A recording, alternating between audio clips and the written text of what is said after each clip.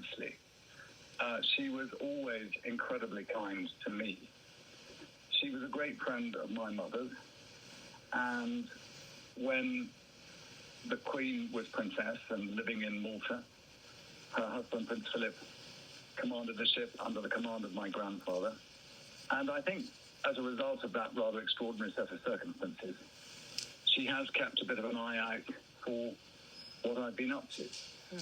But I think that she's done that alongside being interested in the whole business of what happened to each of the realms over which she was queen, the Commonwealth, which stretched everywhere. And she loved coming out to America.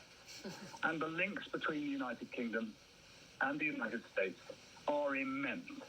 And I remember her telling me the story of her father's embarrassment during the war when he had forgotten that he had invited the then Supreme Allied Commander, General Eisenhower, who went on to become your president, to come and have a look around the garden at Windsor Castle.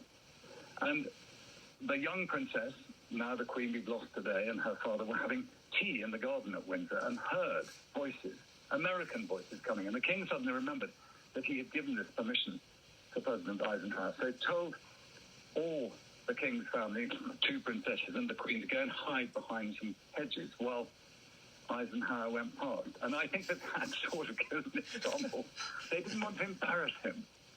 And I think it's a wonderful image. And I think that the Queen always had such a sense of humour.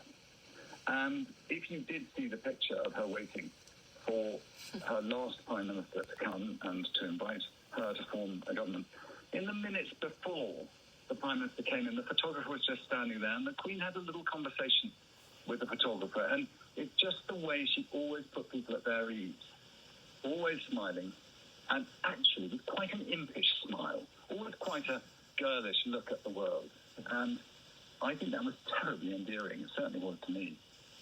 It's pretty remarkable to hear you talk about 96-year-old Queen Elizabeth II with a girlish smile, but you did, that is something that just translated, no matter what photo you were looking at, or if you got to see her in person, if you had the honor of doing that as well.